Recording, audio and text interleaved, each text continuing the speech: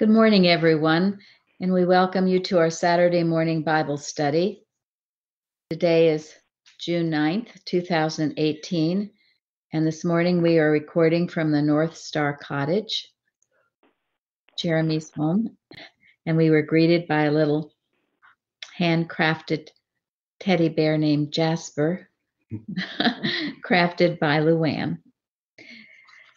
So we welcome you all, and today our moderator is Linda from Pennsylvania and currently from New Jersey.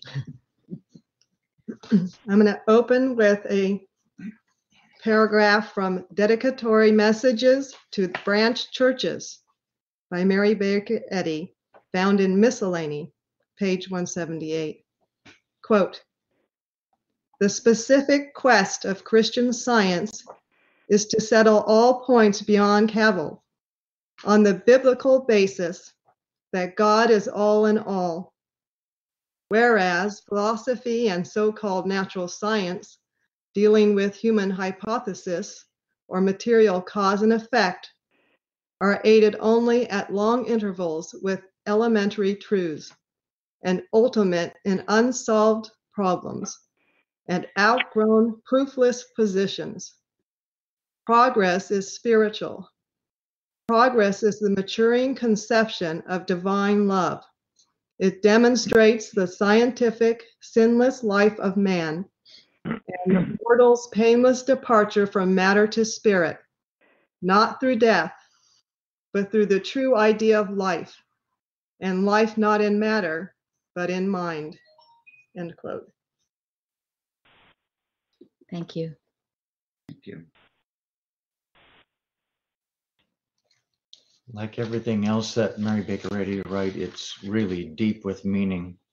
And she points out that if you're on the philosophical method, that is on the human level, you have unsolved problems. There's no resolution there. It's a constant quest for the answer, but it never gets there. Only on the biblical basis that God is all in all will things be resolved ultimately. Definitely is no answer. That's why so many people are suicidal. Mm-hmm. Mm-hmm. It is the same thing. No compromising, as the messages to the churches too. Once you bring in other things and other reasoning, human reasoning stuff, you mix it up, you dilute it, and it's not God all in all anymore. So. This is why we all love Christian Science, because it does settle all points. Yeah. And you don't have to take our word for it. Try it for yourself. In fact, you better not just take our word for it. Yeah, It's here to be put into practice and use in each individual's life. Thank you. Exactly. And it can be a painless departure from matter into spirit. Mm-hmm. I love that. Thank you. Well, it's either science or suffering, so. And it's our choice, isn't it? Yeah.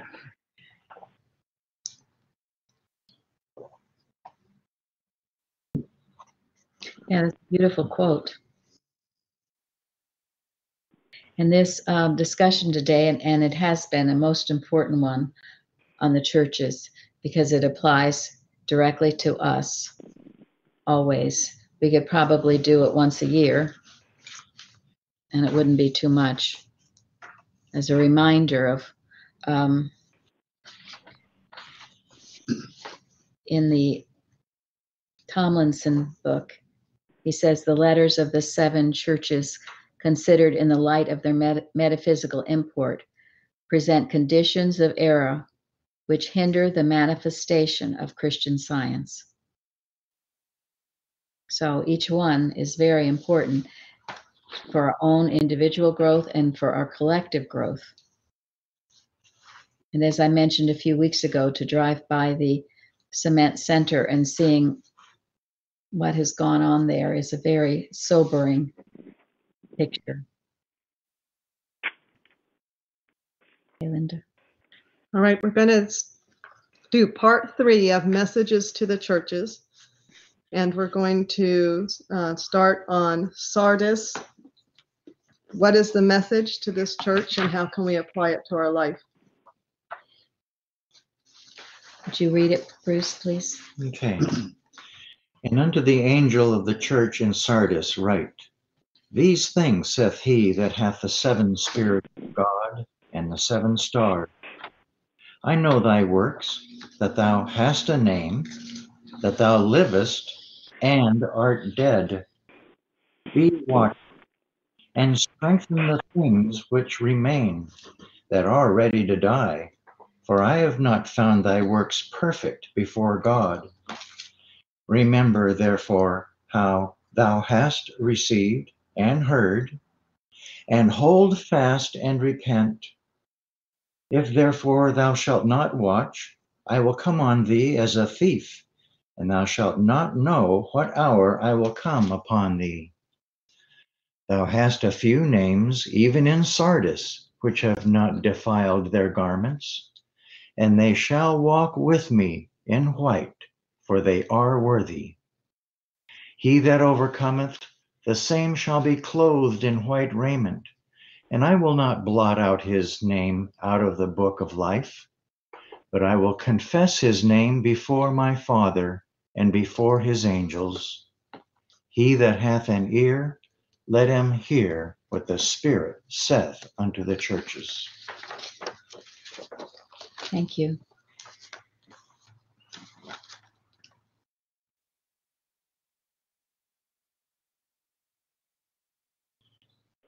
So what was going on in Sardis?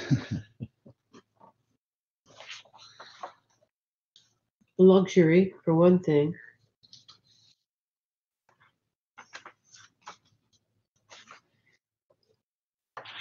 What did Tomlinson say the problem was?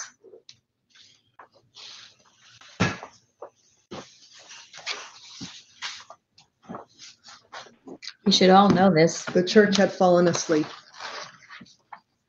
Right.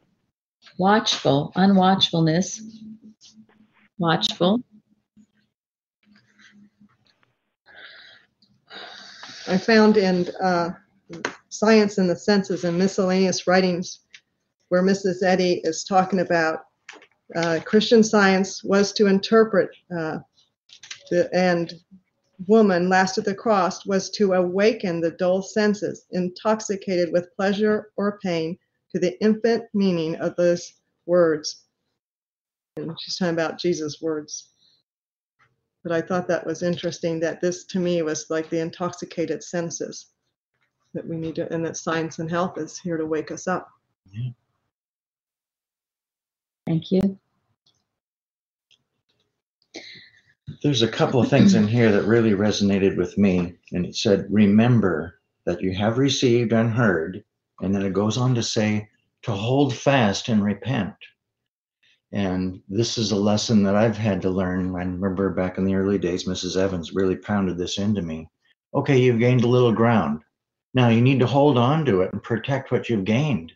Because don't you know that the devil will argue with you, will want to pull you back in the way you were before, and will use maybe subtle means to make it look very appealing.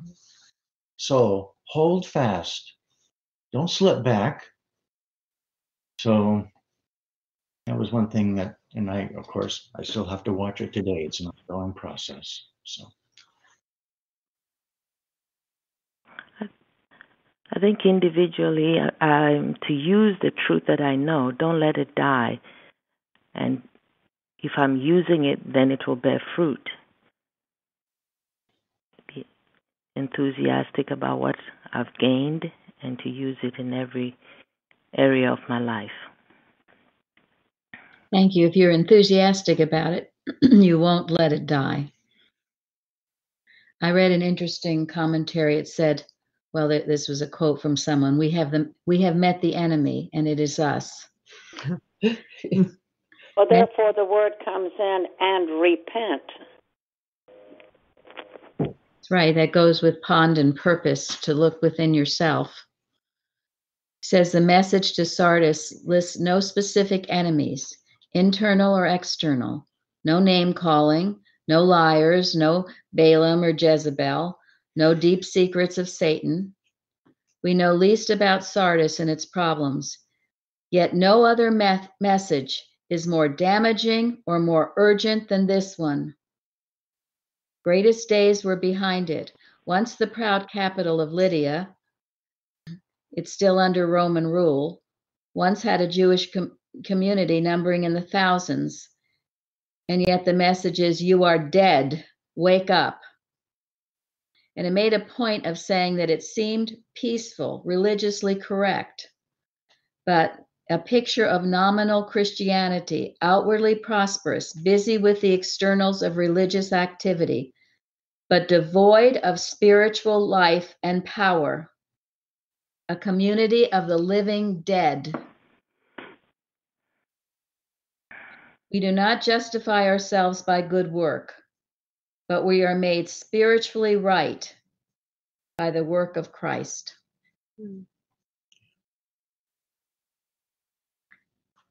This is quite a rebuke, and it's one all to take within ourselves, as others have said.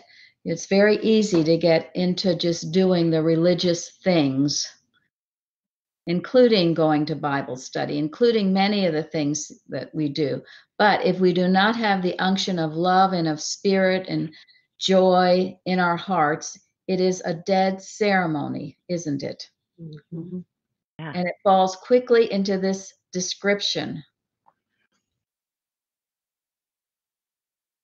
Someone told me this week, someone who called said that she doesn't miss a thing that we do. She lives for all the things, our services, our roundtables, Bible studies, everything. And that she says you just feel the love. It's palpable. And thank God for that, because if we ever lose that, then we are dead. What did Mrs. Eddy say when she asked someone, well, how is your church doing? Oh, I- They said it was going well. And she Go said, well, yeah. That's right. That's It's too going bad. very well. And she said, that's too bad. If you were doing something, it wouldn't be going so well.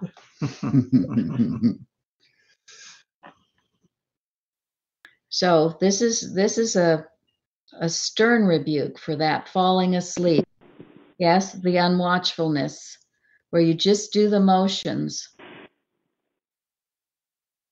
And yet there's no real demonstration or the love that is so important, the feeling of it. And what Kratzer said is interesting and different than Tomlinson. That the human consciousness thinks that it is natural affection. The love for near relatives and friends is spiritual, and it thinks that it has love for God, which is spiritual.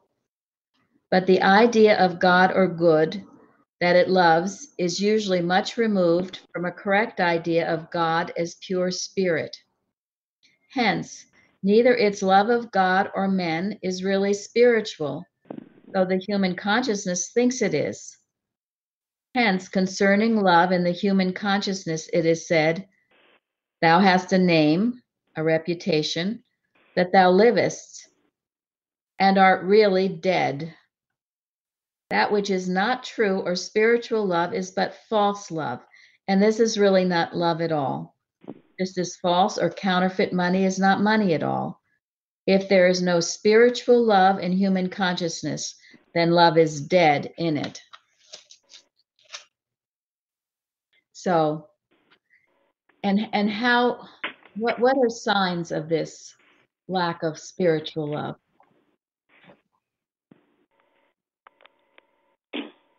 rigid rules. Definitely. Rigid rules. And if you don't obey them, off with your head. If you don't pledge allegiance to the BOD in Boston, off with your head.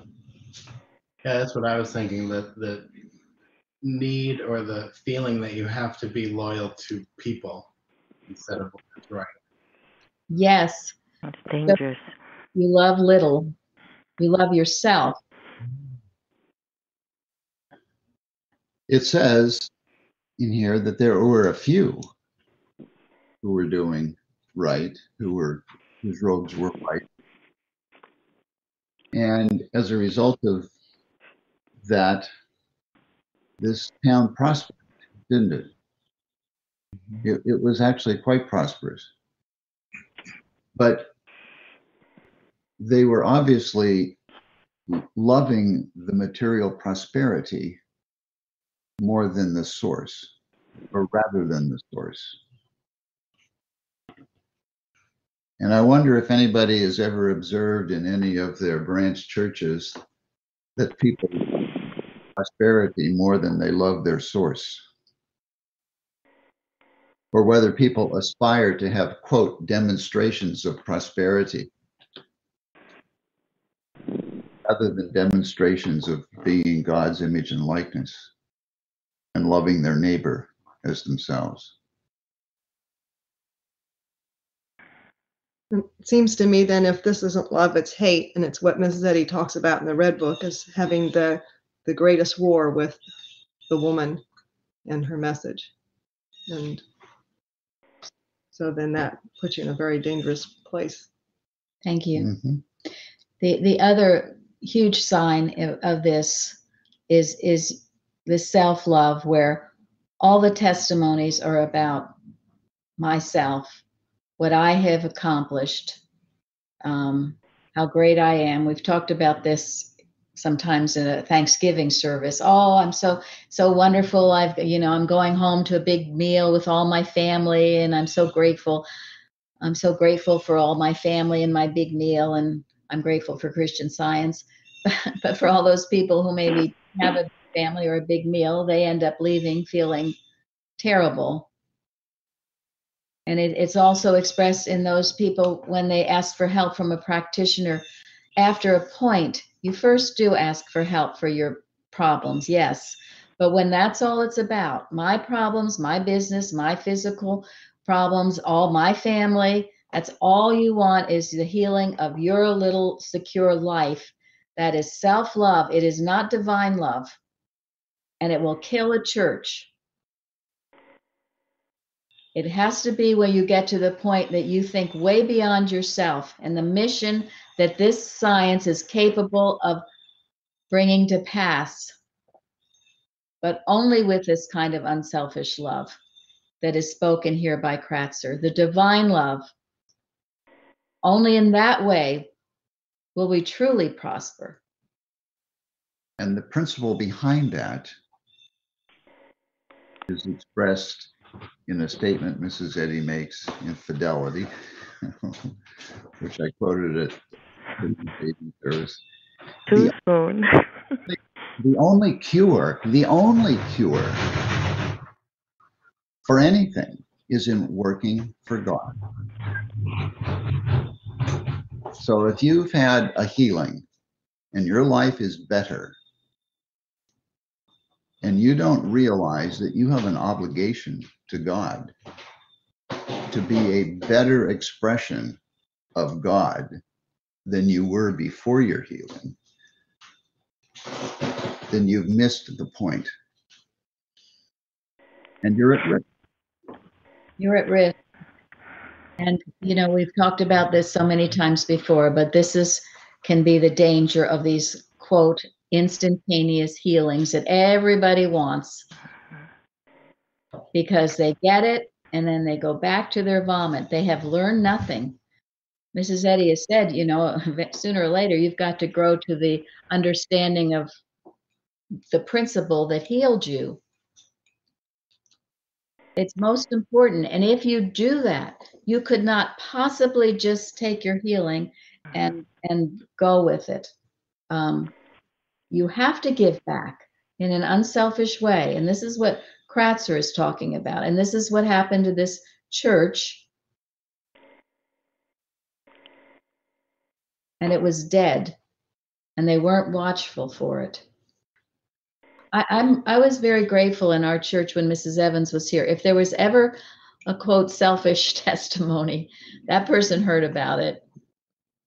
If it was all about my life and my home and my everything and how great my life is,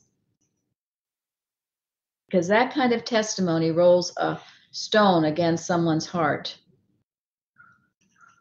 But really, I think the desire to share this and to bless, with it, with the truth that you've gained from, it becomes natural if you really gain the enthusiasm and the love for what it is, what Christian Science is all about, the mission of love. I feel that if you're really getting it, then it wouldn't be selfish anymore. It's so true. It's a sign. It's a sign that you're getting it. Right. And that is the new heaven and the new earth.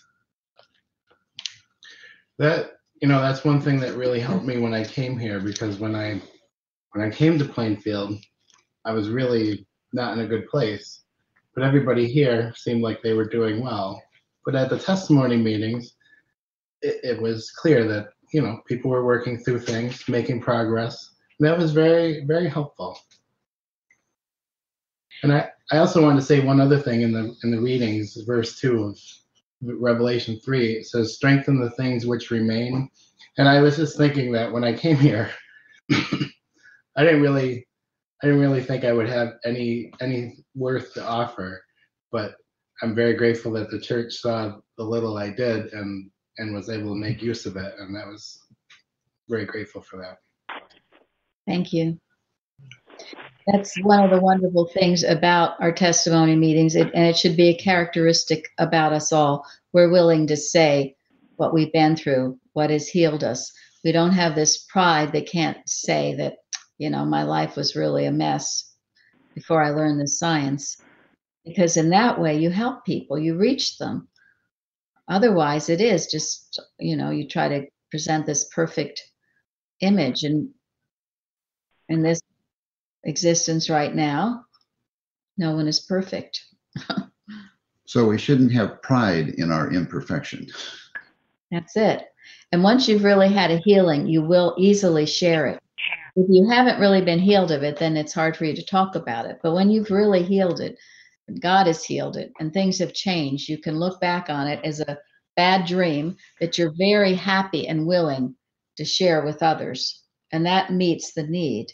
And that's why our testimonies meetings, and people tell me, I've had, this week, at least 2 people said they were blown away by the Wednesday meeting. And whether the healing is some dramatic one or not, if it's from the heart, it will reach the heart. Bruce, what you want to say? I was just going to say, I remember in the old church, the almost constant effort to present this so-called perfect picture in their human life.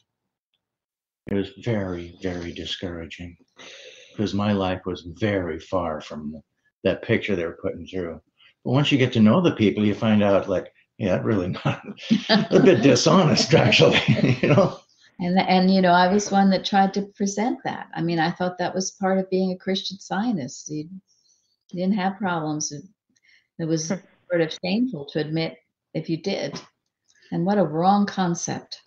And if you can't give a testimony of healing because you were so still embarrassed about the fact that you had the problem in the first place, then you haven't been healed. You haven't overcome it. That's personal sense. Yes. Because the pride is still there. Yeah. You've attached it to yourself, so you still think it's real. And with pride comes shame. When you heal it, and this goes in some respects to what Florence has been saying, you destroy the sin or the error, you realize it's nothingness, then you've really overcome it, and then you can talk about it freely. Be grateful for the problems. Yeah, be grateful for them, and then they'll disappear all the more quickly. And also in Kratzer, he says, "If therefore thou shalt not watch, I will come on thee as a thief, and thou shalt not know what hour I will come upon you." This may be taken to mean that if the human consciousness is not faithful to spiritual love and to the service of higher things, it may seem to deaden what is called the conscience. But when this is outraged to too great an extent or neglected too long, it is liable to assert itself powerfully at some most unexpected time and bring the individual or a whole community into terrible remorse and mental upheaval, often resulting in painful consequences. Now, it seems to come out of the blue. How did this ever happen? Oh my gosh. But you've been dead for a long time or self-involved for a long time. Some of us heard of a very tragic situation that happened within the organization a week or so ago. And it would seem, oh, how did this happen and create all this fear? Well, these are the answers that we're learning as to how to keep them from happening and to keep our love and then to not become unwatchful. Watch, watch, watch, work, and pray. Now, Gary's going to read from the Message of 1900, and this was suggested. 1902. Oh, sorry, 1902, and this was suggested in the Tomlinson book. This is Message for 1902 from Proseworks. Many sleep who should keep themselves awake and waken the world. Earth's actors change Earth's scenes, and the curtain of human life should be lifted on reality, on that which outweighs time, on duty done and life perfected, wherein joy is real and fadeless. Who of the world's lovers ever found her true? It is wise to be willing to wait on God, and to be wiser than serpents, to hate no man, to love one's enemies, and to square accounts with each passing hour. Then thy gain outlives the sun, for the sun shines but to show man the beauty of holiness and the wealth of love. Happiness consists in being and in doing good, only what God gives, and what we give ourselves and others through his tenure confers happiness. Conscious worth satisfies the hungry heart, and nothing else can. Consult thy everyday life. Take its answer as to the aims, motives, fondest purposes, and this oracle of years will put to flight all care for the world's soft flattery or its frown. Patience and resignation are the pillars of peace that, like the sun beneath the horizon, cheer the heart susceptible of light with promised joy. Be faithful at the temple gate of conscience, wakefully guard it. Then thou wilt know when the thief cometh. So we have an answer to everything, including so-called the thief coming and unexpectedly getting to us. Because if we stay awake, if we are watchful, we can combine the two. Tomlinson and Kratz are watchful, and then have this spiritual, unselfish sense of love, loving our neighbors as ourself. These untoward things won't happen. They couldn't happen. No plague shall come nigh thy dwelling. That's a promise. That's a promise, yes. But if we sleep and if we get prosperous and content with our own selves and our own ways and our own little selfish lives, then anything can happen. And it will. Because in that state, we are dead. And guess what happens to a dead church? It closes. It goes out of business, right? We have to, Go, Sharon. and we have to be willing to speak up when we see something wrong. That's part of the self-love. That's very true. Go, who else was Mike? speaking? Mike? Yes, a historical background on Sardis was that it was in a mountainous area which was uninvadable from the material view, and by being unwatchful, it actually was conquered twice, and then as far as their prosperity. There were streams full of electrum, which is a combination of silver and gold, and they figured out how to separate it and made themselves very rich by coining pure gold and pure silver versus having the raw electrum. So that's kind of where that whole thing on watchfulness and being asleep was, that because they were asleep, they got invaded. Sounds like that Vicksburg. Is that what it was? Oh yeah, Vicksburg. Yeah, I spoke about a few weeks ago at the round table in Mississippi, where they felt they were beyond attack, Right.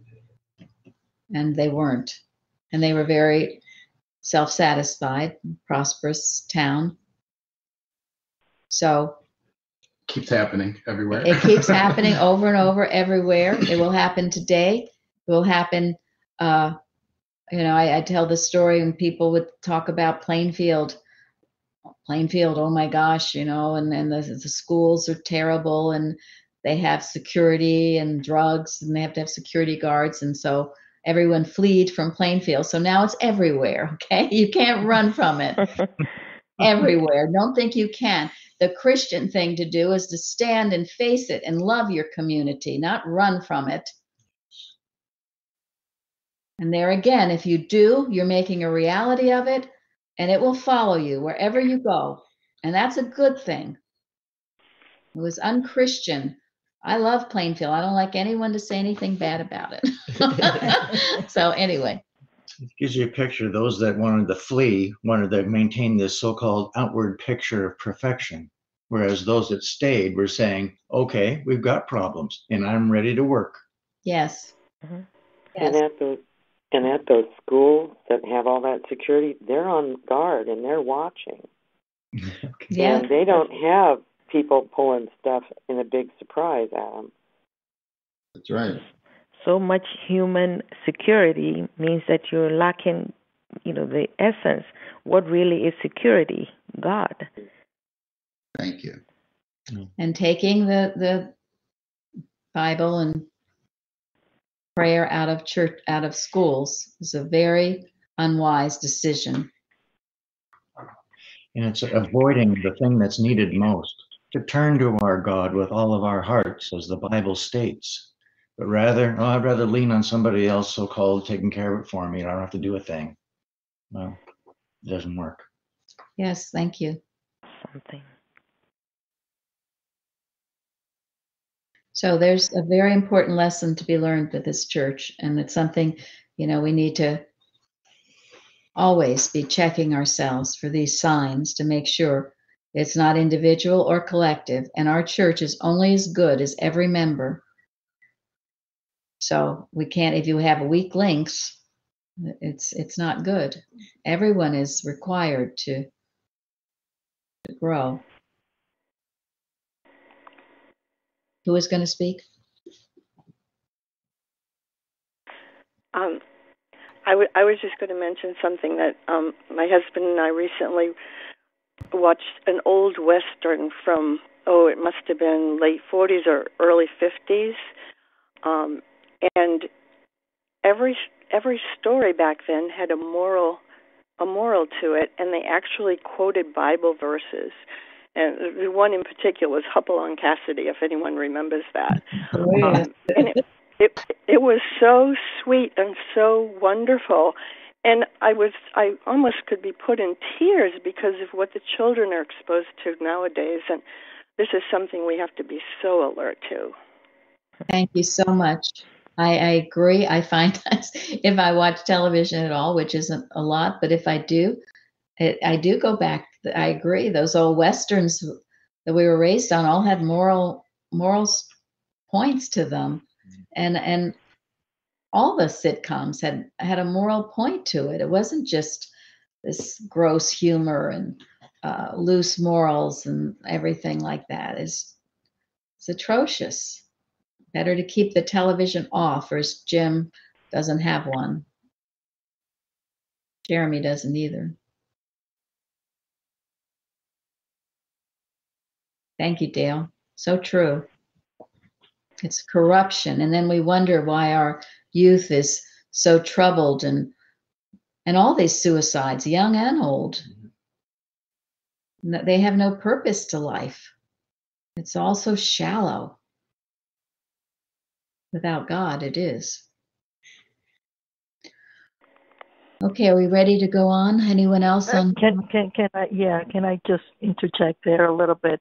And I don't know, I may be wrong, but I don't think all the old movies were exactly uplifting and you know, I mean.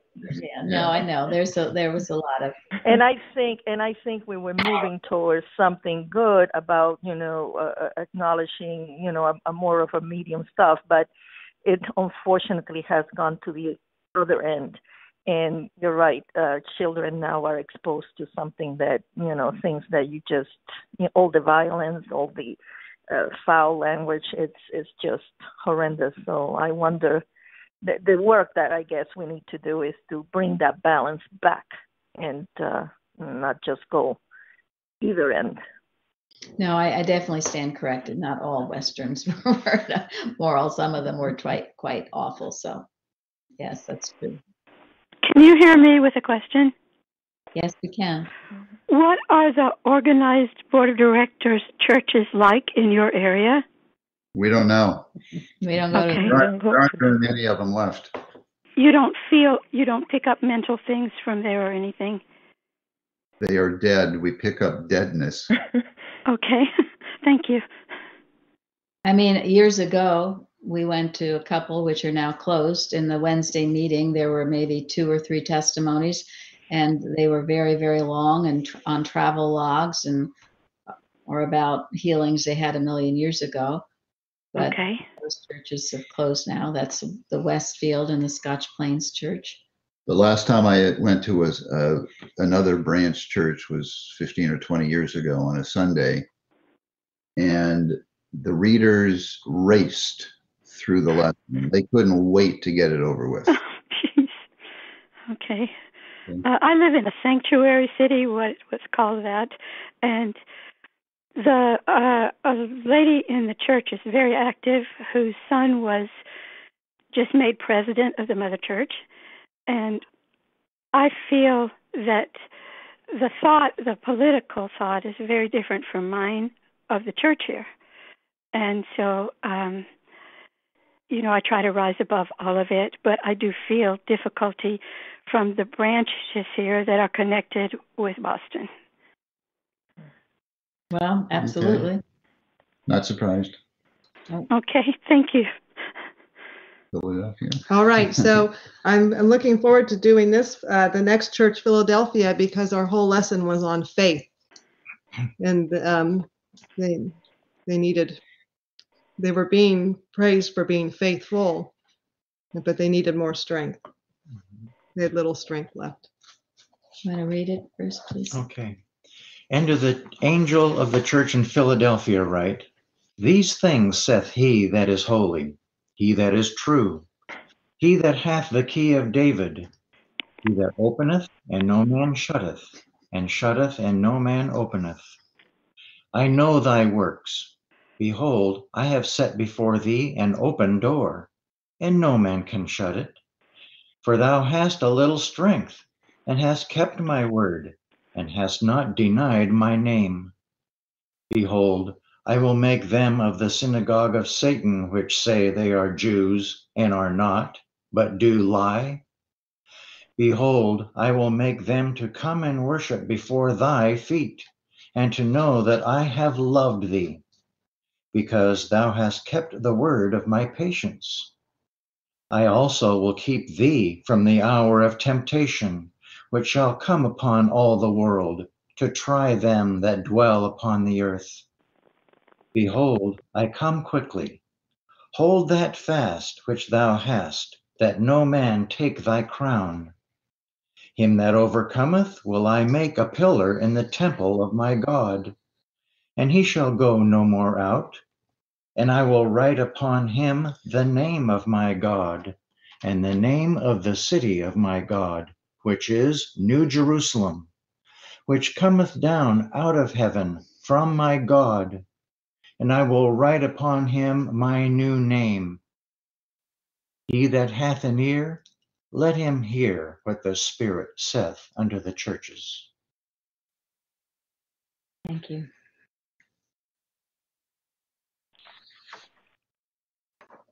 So what does Tomlinson say the problem is? Lack of love. Yes.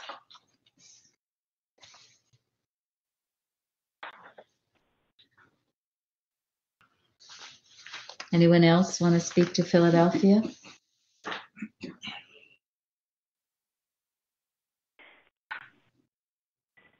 I have a note written under that that the key of David before thee an open door, and I have a quote from Science and Health. Spiritual attainments open the door to a higher understanding of the divine life. So all right. that's where I need to look. Thank you. Yeah, what is the open door?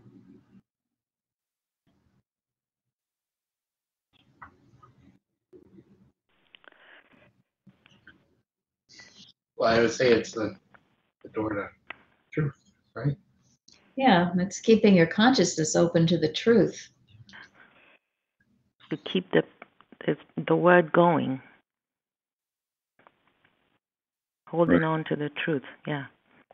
Your consciousness has an open door. What are you letting come through that door?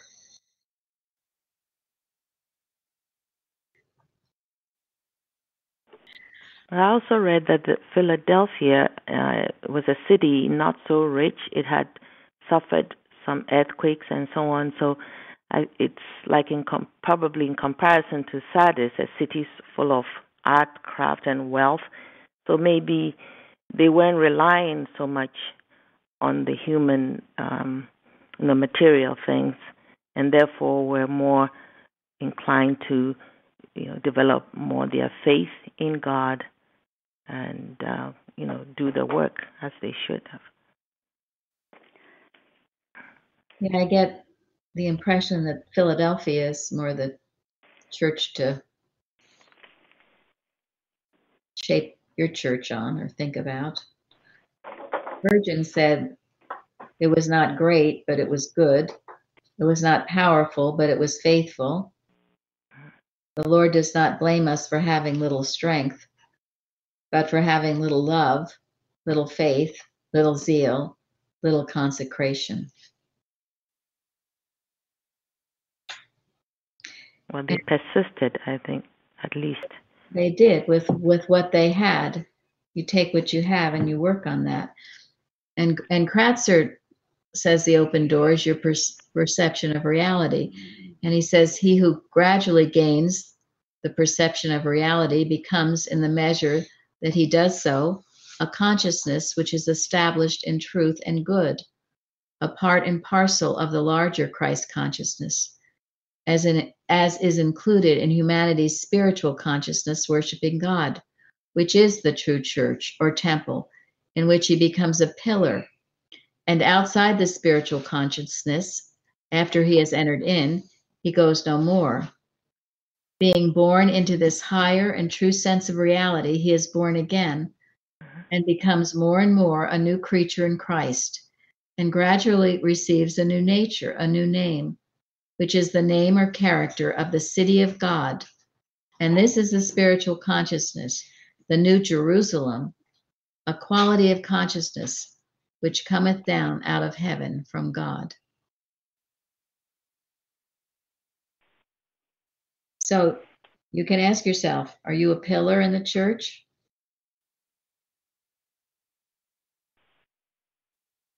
Are you working? Are you praying? Are you watching? Are you contributing? Are you learning to demonstrate? Are you speaking up? Even if you only have a little strength, you build on that. And what do you love? Do you love the truth? Do you love what is real? Or do you love the accoutrements and the and the praise of people.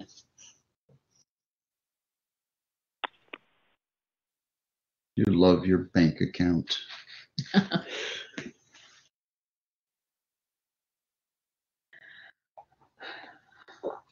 Well, in all this, it's easy to see to become self-satisfied, just complacent, stay at a certain level, don't rock the boat.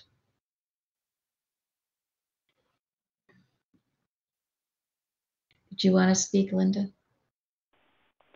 Not in particular, no. I just, when I loved about, to me, I looked at it a little different because I felt like sometimes when you're under a lot of opposition, it can feel like your strength is being taken. But from our lesson, there were so many promises. Like in the golden text, it said, the eyes of the Lord are upon the righteous and his ears are open to their cry. Actually, that wasn't the one. That might have been. But there was a faithful man shall abound with blessings, and the Lord preserveth the faithful. There was just all these beautiful quotes in our lesson that I felt to me were encouraging if you had little strength. So I was kind of looking at it from that aspect, that and maybe you need to love more when you feel like you have little strength then. Because that does bring strength to you, love. Yeah. Yes. I really like that one verse. I think it's verse 11, chapter 3, where it says, hold fast, that says, behold, I come quickly. But the part I really liked was, hold that fast which thou hast, that no man take thy crown. In other words, don't let go. You got to hang on. Thank you. Yes, and hold fast to what you do know, and protect it, and be wise about it. Many people get excited and want to share what they've learned, and they want to share it before they've made it their own. And then perhaps they're talking to someone else, and that person will scoff at you. And then pretty soon you lose all your inspiration. It's better to be quiet about what you're learning. We used to have this story, Grandma Crawford, that was Bruce and Gary's grandma. She went to a branch church in Puyallup. She was the organist there, but she came back here and she was going to class, Mrs. Evans' class, and she was so excited about it all. And then she went back to her old church and wanted to tell everybody about it. And what happened? Basically, they shot her down, and she got a good shot. Like they weren't ready or receptive to this new idea because they were faithful to the organization, not to somebody who was faithful to inspiration. So it didn't go well for her. No, it didn't. And so be wise on what you share with others and when you share it, and make sure you have made it your own and that no man can take it from you. From what I read, that really sums up Philadelphia, because there was a lot of converted Jews there, and they were very torn between their old theology and the new Christian way of doing things. Thank you. That's an important point of this one. I kind of got a picture about Philadelphia. No, it wasn't a wealthy city, so people didn't have a lot of material wealth to defend. And they didn't have like this great picture of perfection that they had to uphold. So they were just basic down-to-earth people who loved, maybe not too strongly, but they loved. And it's the kind of church that makes me feel like I'd like to go to a church like that, where people are real, down to earth. And because it says in here, I will make them come to thee and worship. So made me feel like I was right at home. They loved each other. There was love, brotherly love. Important. I think you got to feel for all these churches too, because they were all doing something that was pretty new, and there was not an established system for how to do it. They were figuring it out as they went along, and I think that's one of the things John was writing to them for, letting them know, you know, here's how you perfect your system. Keep going. Mm-hmm. Thank you. And to go back to what Mike was talking about, these these Jews that weren't really living it. And Kratzer says, if such through false pretenses have gained exalted places among men and have seemed to be in a position to scoff at and look down upon true spiritual teachers, true perceivers of reality, these false teachers shall nevertheless in time be humbled and shall be brought to the feet of the true teachers for instruction and aid. Very often today, those who hold high places in the estimation of men on the basis of teaching about reality which is untrue fall into sickness, which they are unable to cure, and then resort to those who have a true perception of reality for aid and receive the same. Those who hold to the true sense of reality will be safely kept in the hour of trial, which is constantly coming in the world of human experience, putting to the test those who dwell in material sense, the false sense of reality. These do not safely abide the test, but have to be converted to a true sense of reality before they can gain harmony. So, and we see it today, people who get exalted to high places who don't really know what they're talking about. And eventually they're going to have to be humbled and learn. And they are being exposed for what they are. So Gary now is going to read from Proseworks. From Miscellany, message, April of 1899, from Mrs. Eddy.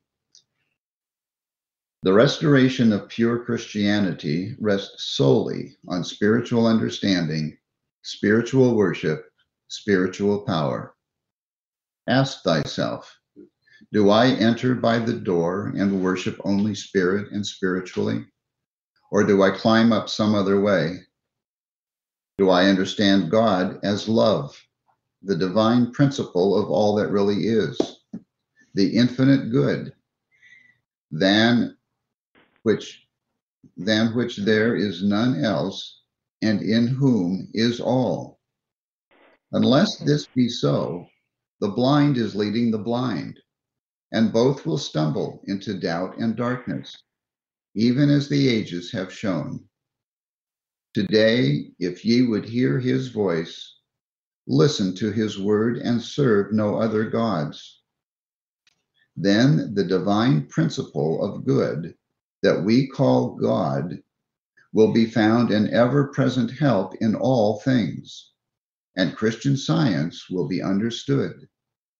It will also be seen that this God demands all of our faith and love, that matter, man or woman, can never heal you nor pardon a single sin, while God, the divine principle of nature and man, when understood and demonstrated, is found to be the remote, predisposing, and present cause of all that is rightly done. Unto the angel of the church in Philadelphia, the church of brotherly love, these things saith he that is holy.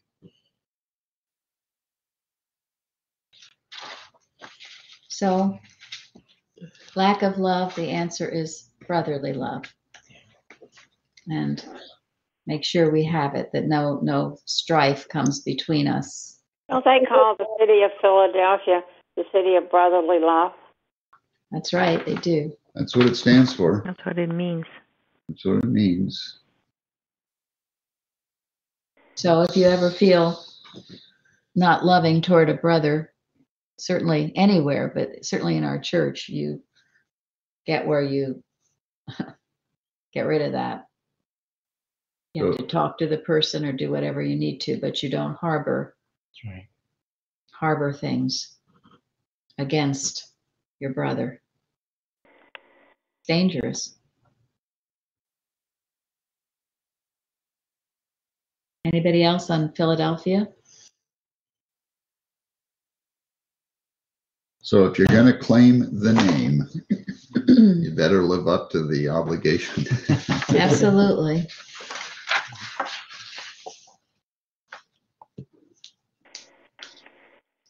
Okay, Linda. All right, so the last church we're going to talk about is Laodicea. Well, they are strongly rebuked. They say, you say, I am rich and increased with goods and have need of nothing, and knowest not that thou art wretched and miserable and poor and blind and naked. Okay, keep going. You can read it. Seek to buy of me gold tried in the fire, that thou mayest be rich, the spiritual, and white raiment, that thou mayest be clothed, and that the shame of thy nakedness do not appear. And anoint thine eyes with eye salve, that thou mayest see. As many as I love, I rebuke and chasten. Be zealous, therefore, and repent. Behold, I stand at the door and knock. If any man hear my voice and open the door, I will come into him and will sup with him, and he with me. To him that overcometh will I grant to sit with me in my throne, even as I also overcame and sat down with my Father in his throne. He that hath an ear, let him hear what the Spirit saith unto the churches. Thank you. It's all about substance, spirit versus matter. Thank you.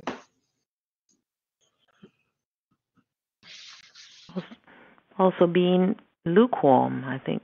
Lukewarm about God's way of life. It doesn't make any sense. Choose ye and be enthusiastic about it. Love it and live it. I think that's the attitude a lot of people take if they think they're rich and they don't need anything. I'm just calm, cool, and I don't need a thing. Thank you. I've been there. That's why I love that hymn or hymnal. I need thee every hour, most gracious Lord. No tender voice like thine can peace afford. So to have that idea that you need God is a very healthy place to be. I like something I read. It said, wake up before it is too late and ask God to open your eyes to see your own spiritual condition. Repent of complacency, compromise, materialism, and stubborn independence. Respond to the leadership of Christ and do not lose your reward. Thank you. Where's that from? It's from a website called Tomorrow's World. Very good. I saw something that the Church of Self-Deceived Hypocrites. That's good. Yeah. That's actually very funny because the historical part on that, Laodicea, was that they were very, very wealthy, and one of their products was actually an eye powder, a medicine for the eyes. I think that's really funny. And then the lukewarm part comes from they had two sources of water. One was started cold and one started warm. Timing's hot, and by the time they reached the city through the aqueducts, they were both lukewarm. And polluted. They were that's full of dirt and pollution, and interesting. They picked up all the stuff in the aqueducts. I have heard of some people who are very rich. They seem to have everything. They've never gone to church, but they're sick a lot. But they what? They get sick all the time. They always have various illnesses. They seem to have everything.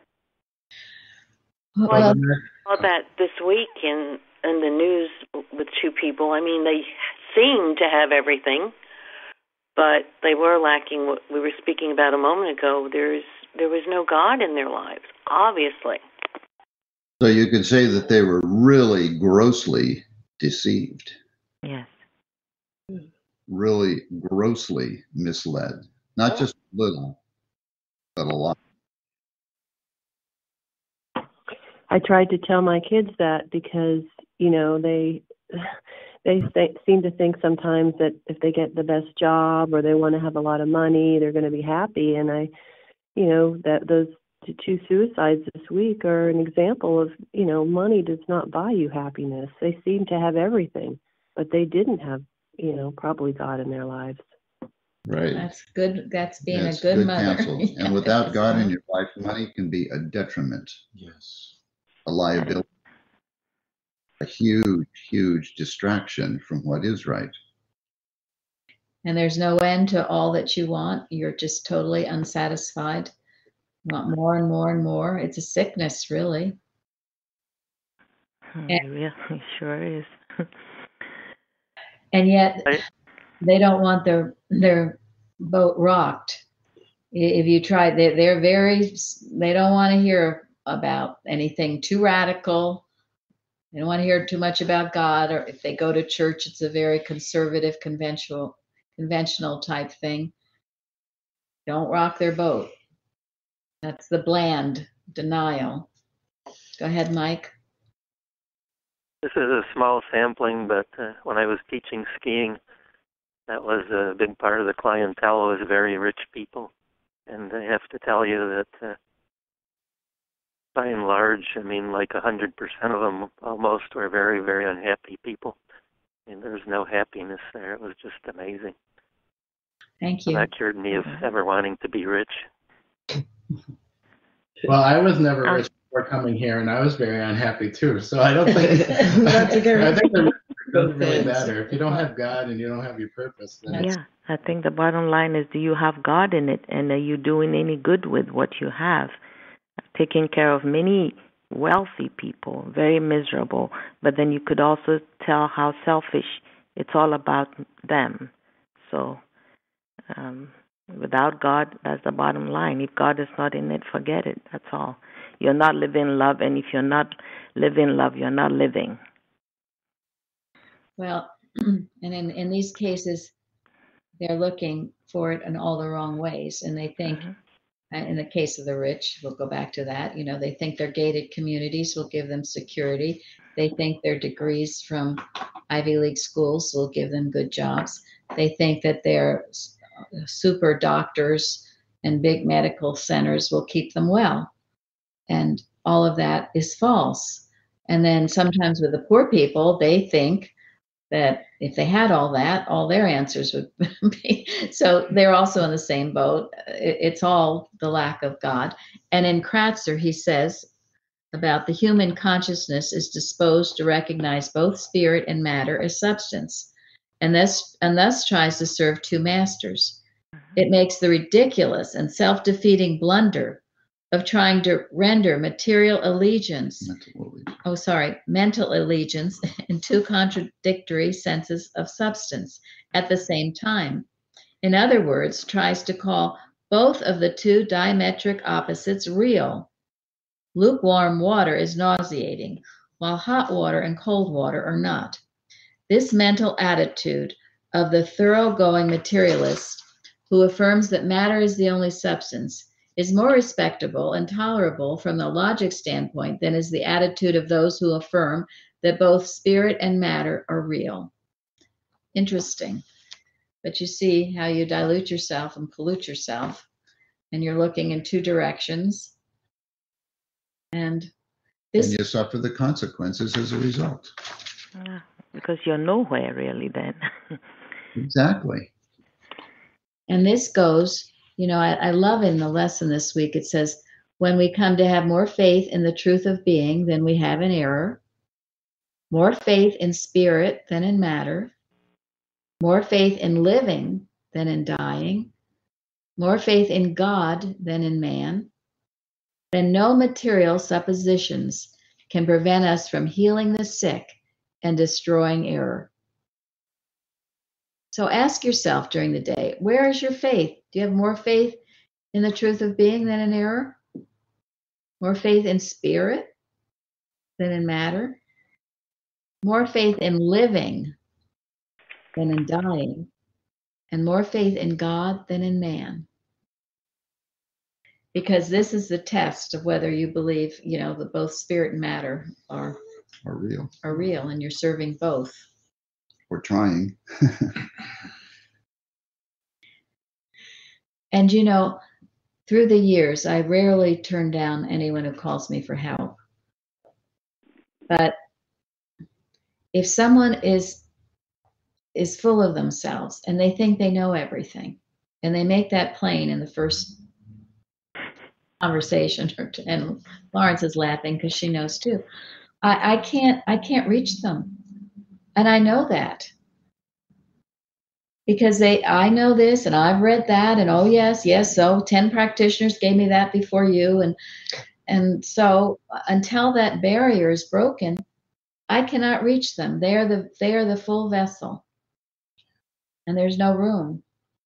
So in those cases, I usually end up having to say, or I'll tell them, I'll help you for 24 hours. Usually there's no improvement, so we bid adieu.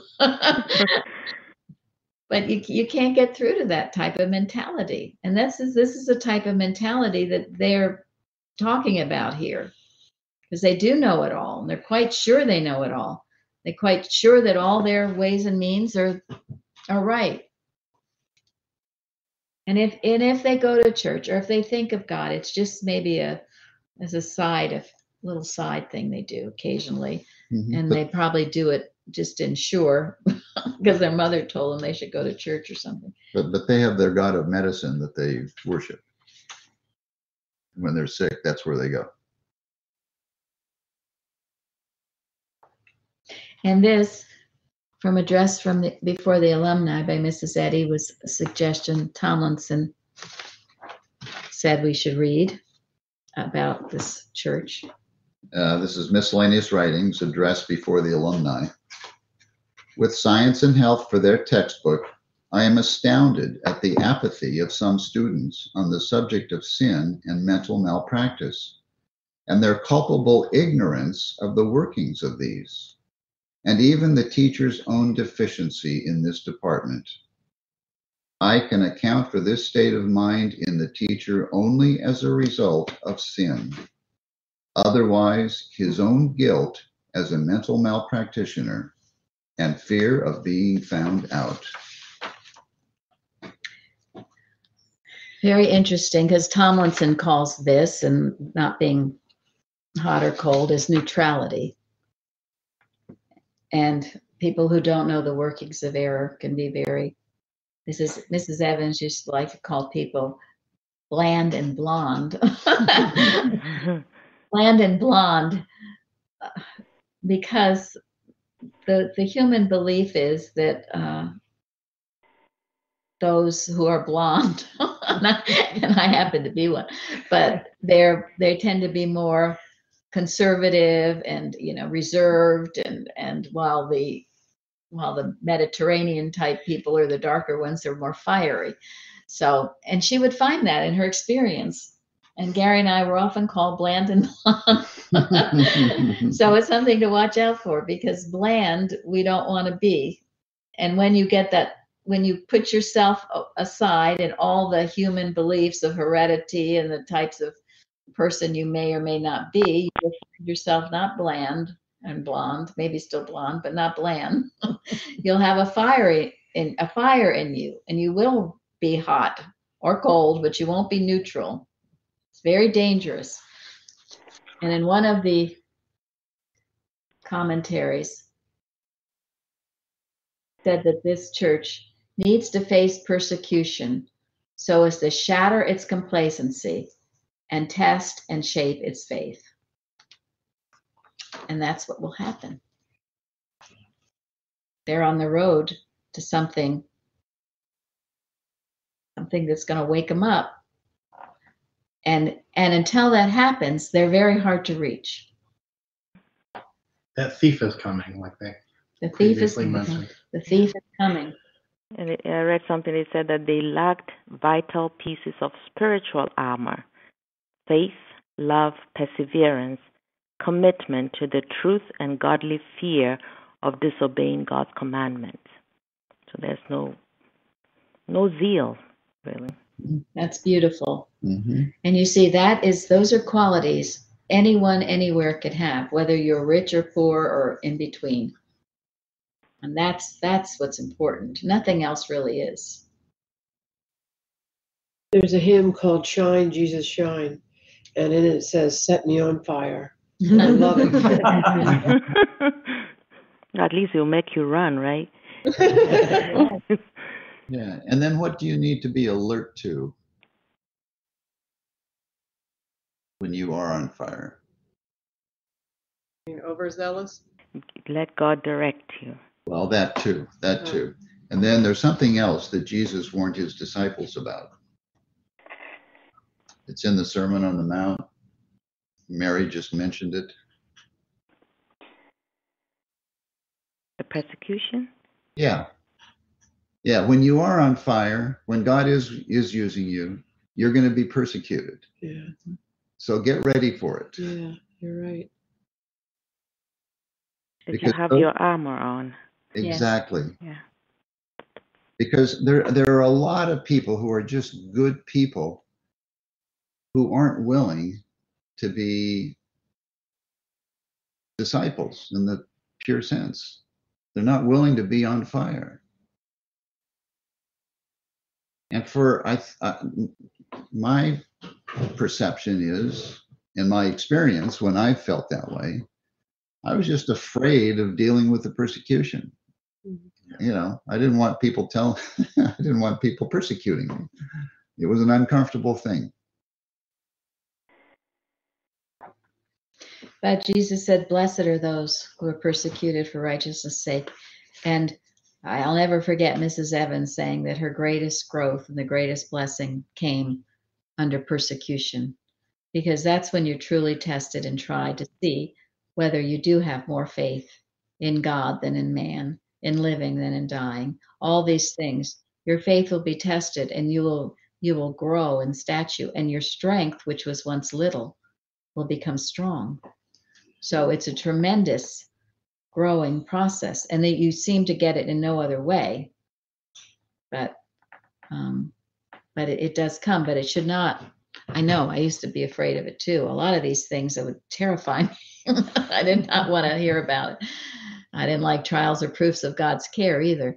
So, but remember, whatever comes to you, it wouldn't come to you if you were not ready and able to meet it through Christ, and Christ through. I can do all things through Christ, which strengtheneth me. And then that beautiful amplified version of it, where you are empowered by God, you are infused with his spirit to meet anything you need to meet. And you can trust that and know it's only for your good. And you will burn off all the dross and be made pure. But don't we see it today? There are very few churches that I've ever seen that are willing to take the persecution. They're willing to stand up. They didn't stand up in Hitler. Right. But there are lots and lots of so-called churches around who are willing to compromise, who are willing to appeal to the masses, to have a lukewarm message.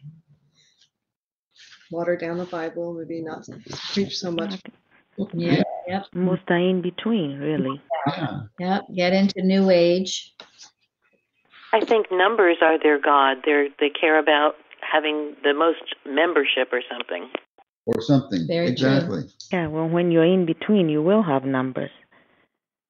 Yeah, that's true. That's a sign of it. Quantity, not quality. Absolutely. The remnant. The remnant. As far as persecution, I just was thinking before coming here, it's not like life was easy or harmonious. It seemed that like a lot of things were against me.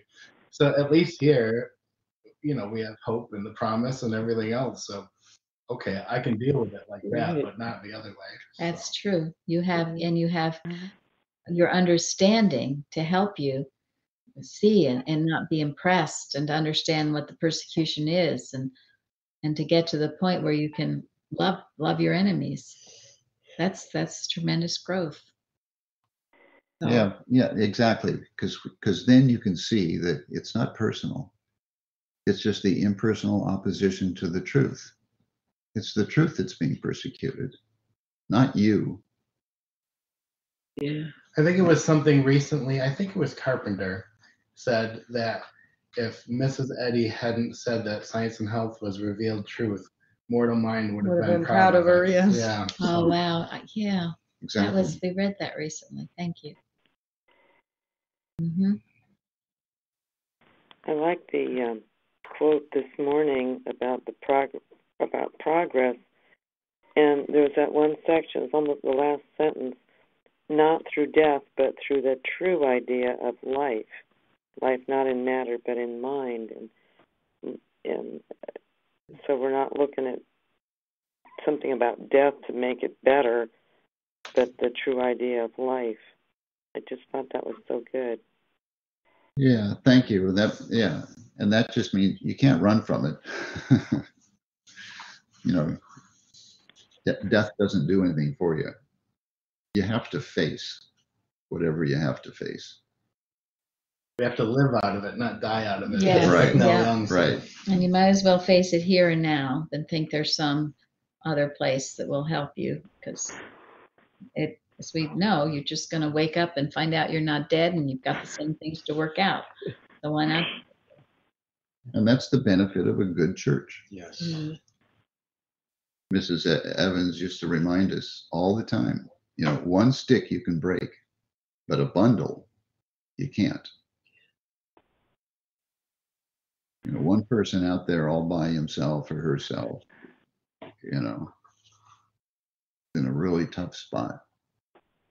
But a group of people who are looking out for each other's backs and have the same unity of purpose and the same love for God and for mankind, it's a power that just nothing can do anything to. And we all feel it.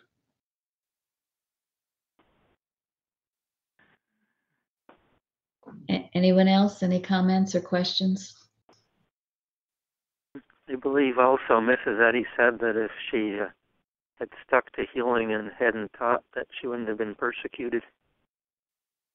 It's true, yeah. Yep.